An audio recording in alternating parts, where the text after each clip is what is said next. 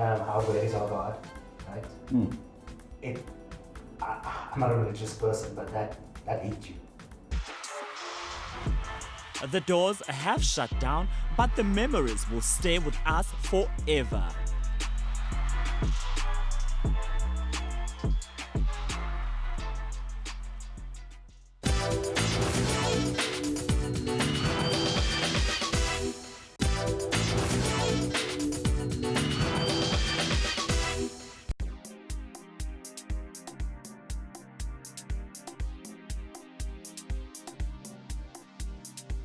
Being the only freshwater aquarium in South Africa has certainly made the Hertie Sport Aquarium a unique and very versatile space to visit in the Northwest Bojanala district.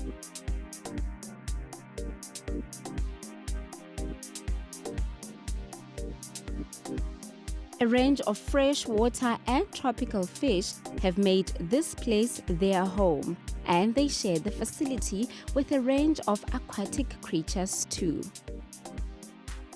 The aquarium is a freshwater aquarium, meaning that we don't keep any marine species of fish here. So you can go to the oceanarians at Cape Town or Durban and see their lovely, pretty sea fish. There's very few places where you can actually go and see the fish of the rivers and dams of South Africa. So we're quite unique in that regard. So to some people, the fish aren't so brightly colored and as pretty. For us, we think they're absolutely stunning and beautiful. And obviously our aim then can be to educate our local people about local and indigenous fish. So it's all the indigenous fish from the rivers and dams, all the various tilapias, banded tilapia, Mozambique tilapia, red-breasted tilapia. We've even got a tilapia from Zambia, like the Nile tilapia. There are carp, there are bass, there are yellow fish. So a lot of the anglers like to come and see what these fish look like swimming in their natural environment. And then we have a few exotic fish, but still freshwater fish. So we've even got the piranhas here. We've got the largest species of piranha in the world, the pacu, the fruit-eating piranhas, which we have on display as well. We also do all aquatic-related animals like swans, pelicans, sea lions, crocodiles, alligators, the monitor lizards, the water mongooses. Any aquatic-related animals mostly is what we specialize on, living in freshwater environments. But look to me, look how I'm holding, look. Yes, okay. And then we make a nice big jump quickly. Jump.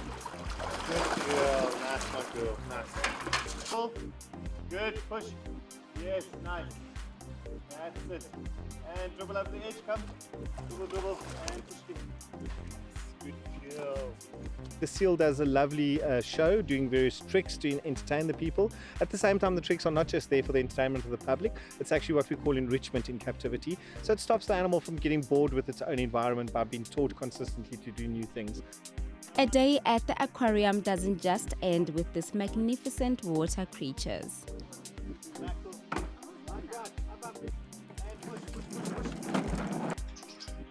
A free entry into the bird park is also part of the experience. Stop by the coffee shop at the bird park and take in the many sounds provided by the variety of bird life found here. We just saw a beautiful bird show. Quite interesting for me to witness for the first time because I only see these things in the movies. How long does it take you to do something like that? Well, that's a difficult question. You know, the little one that you saw flying, we've only been flying him for 2 weeks. He's new. He was nearly dead when we got him, so it's a long story. But some birds very quick. Other birds will take years and years for you to get them ready, especially when it comes to bird shows. We like to do it in a way. We call it edutainment, education through entertainment. And our basic philosophy is to teach people about things like vultures, which is my passion. We'll introduce vultures again quite soon. And to teach people about these animals and why you shouldn't have them as pets and why we need to look after them. And you shouldn't be scared of them and you don't have to kill them and we all need to live together. Our bird population, especially with birds of prey, is going down so quickly you have no idea. All my raptors that are on display are rescued, that can't be released, yes. And the birds that are used for show are either bred for me or things that we have to get in from various means. But we don't take anything that's supposed to be in the wild. We don't believe in that. Most of the birds here kind of understand your voice, you know. How do you get them to kind of identify you and not me? It's all a matter of trust. You know, with most wild animals or animals in general, not even wild, if they don't trust you, you have nothing. So you build trust, and you have to understand them well and give them the rewards at the right time. But first of all, trust. If they don't trust you, forget it. Don't even try. The last one that I'm flying, we have him flying to people. He flies to children. But if you're wearing a mask, he won't come to you. He thinks you're a bank robber or something. Oh my goodness. So birds are that intelligent. Yes, and he could be sitting on top of that cableway, right on top of that hill, and he can recognize me standing next to you. He can tell which one is which. The eyesight is brilliant. In their form and mannerisms, these feathered species are what makes this experience one worth having.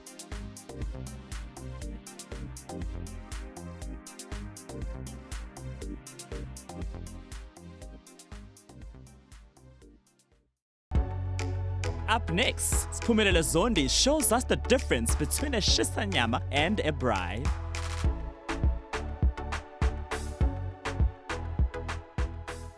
South Africans love their meat, and many eat it at home and when things are fully open. You'll find them at a braai or a Shisanyama. Braai, it's something eyenziwa by a certain group of people. Mhlampe it's something arrangiwe. And then Shisanyama, it's where you can just go onto a butchery, bakushisela inyama. Umuntu othanda indawo enabantu abagcwele. Ya manje ngithanda indawo ene-vibe nje, ingakho ngiprefer ishisanyama kune-braai. Braai isikhathi ningi khona abazali, ihlobo. While spaces that serve meat are found in every township, suburb, and even the most remote corners of the country, there sometimes can be confusion of what's the difference between a braai or a Shisanyama is. Or is there a difference? Ngokwasekasi yabo abo Shisanyama ibona abadlisayo njengamanye because abantu bazoya lapho ngezinto ezihlukene, okay? Bazofike bahlale around ba-order inyama yabo, bathenge izinto ezikhona bese be-enjoya ke indawo ubuyona indawo, okay? So ba-enjoy ubuyona indawo. So kuya ngokuthi ke leyo ndawo iba welcome ngayiphi indlela abantu. So we start in Mgodini in Clement. They're currently closed for sit-ins, but you can get a takeaway meal. I-short rib abayithanda kakhulu kuzoba i-T-bone, kuba i-pork, bese kuzoba nama-wings, i-chicken. From his explanation, I know that the township Shisanyama is welcoming, but I don't think I quite know the difference between a Shisanyama and a braai just yet. But what I do realize here is that the meat goes on a flame with charcoal underneath it. The way you probably do when your friends and family come over for a braai at home as well. Because of my confusion, let me go elsewhere. Now that I've had a taste of a Shisanyama, I've come to a rooftop barbecue in Umhlanga. Now, a barbecue is the international word for a braai. I wonder if they think there's a difference between a Shisanyama and a barbie, or a braai, as we call it here in South Africa. We came here before level 4 lockdown, when they could still have customers in for a meal. I think I have found myself in a bourgeois space. So could that be what a braai or a barbecue, as they call it here, be about? Charcoal. Charcoal it does a lot.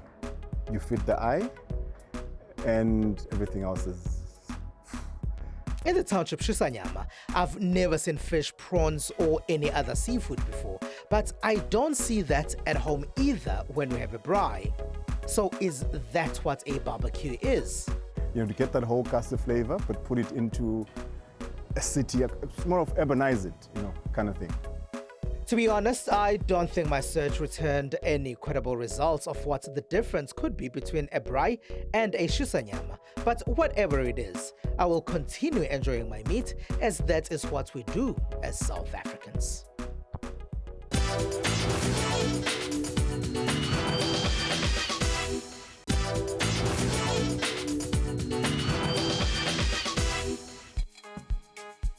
In the dusty streets of Tembisa, east of Johannesburg, comes a talented and very ambitious young man, Matala, who is carving a way for himself in the arts. lani khona manje nisewini babiza iwini ibhakdati ebukhukhwini amapundwanini intonyana lezi njalo so sisekhaya like ngijabula ngikhulela khona vele ngisalontuzana before ngimove to eJoburg before ngiba teenager ngiba adult yabo into njalo ngikhulele njengoba lani khona manje kusekhaya and then yeah khonjila mnale lapha yabona kumnyango loblue kunamapende ezandla yakula ngikhulume khona la and then yeah. Growing up in this neighborhood may have prevented him from being exposed to many opportunities. However, when doing matric, he was fortunate to join a drama group practicing in this church. What happened was move la ngayiphuluma no-auntie okay it's like your mini suburb yasekasi iyangithola so ngaphuluma no-auntie khona lapha so mangiphuluma no-auntie it was a thing ukuthi that's when now yonke into yaqala yathi sengisukile from ekasi the way mengicabanga ngakhona it was the same you know it's like mesuka kule cycle ukuthi after primary high school after high school secondary or tertiary but mangaba uye tertiary ngoba uyosipana bakenzele license ekini hamba uyosipana bakenzele certificate security uyahamba uyosipana yangithola so ngithi mangifika la ku-auntie yonke into that's when I started to you know what let me pursue this thing ukuthi I believe ukuthi ikhona la game. Although he wanted to study HR, his passion was drama and was encouraged by community members to pursue. With the help from his aunt, he managed to secure a spot at the Market Theatre Lab. And now he's a graduate. No man, but there will be a chande. What's the cash okay get come on fatela man. Ya markur apage tofolax tshwantse itse tofolax. Gore ke mang? Apart from theatre and comedy, he has also featured in a drama currently airing on television. What would a visit to Ekasi be without a kota? Tshepo took me to his favorite joint. So now, making the decision into going into performing arts, how did your mother feel? Yeah, well, at first it was a thing yokuthi umzali uthi silonge senze into efunayo ngoba uyesikela manje akunamali yabo silonge sikugeleza wena. And then I remember my first performance in theatre wakhala uma you know because I believe that because I think into mkhalisile was the presence about the and actually it made her believe in this thing that I'm doing so and then from theatre to my first time you know that excitement as you know and also it that Spanish like encourage abantwana basekhaya ukuthi uThebo ula nana excuse manje mina ngoba ngisekokwini akuna excuse for me it wasn't a conviction thing yokuthi ngilonduzana umama abe convinced ukuthi enze imali out of this thing. It was a thing yokuthi I wanted to do something that I love, you know, and something that I'm going to be happy with it. So it was that, you know, I did this thing for the love of it. So imali is a bonus. Tshepo is shining the light and paving the way for more young people in his neighborhood. A story of hope, love, determination, and hard work. Mr. Matala is set for the big screens and theaters worldwide, and we will be there to cheer him on.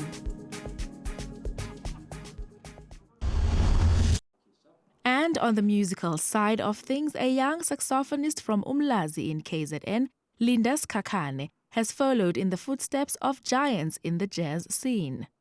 We caught up with him at the iconic Nikki's Jazz Lounge, where he had his first big performance after moving to Johannesburg.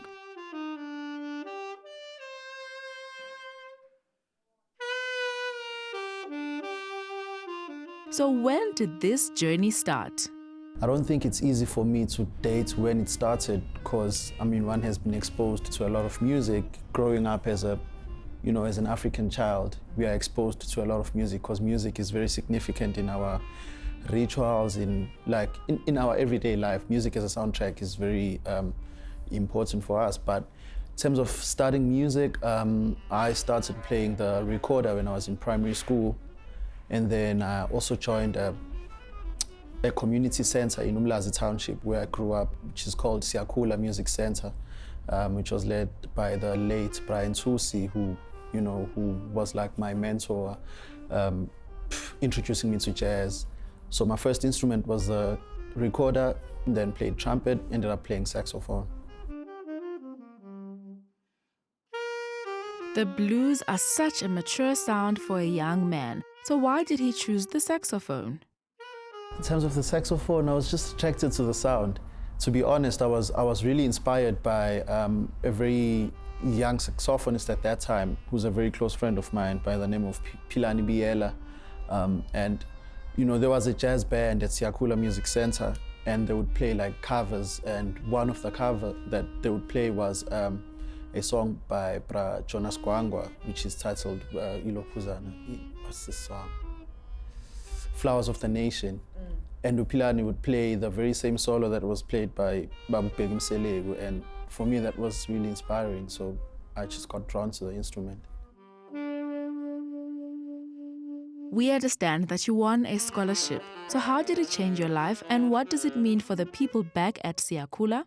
Well, the Summer Overseas Scholarship is a special one because it sort of amplified my dream of, you know, taking this music abroad. And I think it's important for us to, as like speaking from like a cultural perspective, it's important for us to showcase what is happening here in South Africa. So through that scholarship, I was able to go and study in America at the new school, and it was an interesting time for me because it also gave birth to an album, which is a collaboration between musicians from South Africa and the United States, and that which has been inspiring a lot of young people that, you know, come from Siakula and just, you know, other spaces of music here in South Africa. As a young artist during these difficult times of COVID-19, how have you managed to survive and deal with the pandemic? Well, with this pandemic, it has torn our industry because we've lost a lot of important people, which are elderly people, and you know, these are knowledge keepers, and you know, we depend on them for us to move forward. But you know, this pandemic has exposed a lot of things, a lot of loopholes in our country, and also just exposing how certain institutions were not really built for artists. But my way of like dealing with all of this is just going in the sound and making sure that, you know, one is trying to project healing vibrations, because I believe that music is quite essential. And whilst people are really struggling, my role has been trying to create sounds that can make this world a better place. Unshaken, fully committed to their craft, both these young men are a testament to the fact that your background does not matter and the world is your oyster.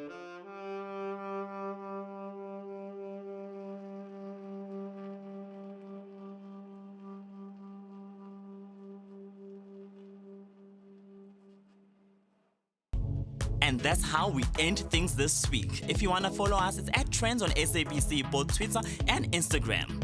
Hashtag stop the spread of COVID-19 and hashtag stop the third wave.